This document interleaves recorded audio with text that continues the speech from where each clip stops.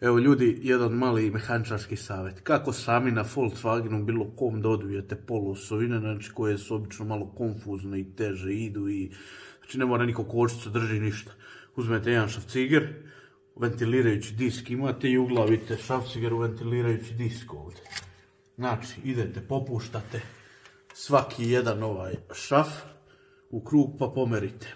Šrafciger vam drži znači disk da se ne okreće, a vi kada popustite, znači sad sam ja popustio šafe, znači kad popustite šaf, uzimate pištolj da biste ubrzali proces, znači i odvijate pištolj, šaf, jedan šaf, drugi šaf, onda idete glavčina malo tamo, poluosovina spada, i to je to, osovina dole, pobjeda.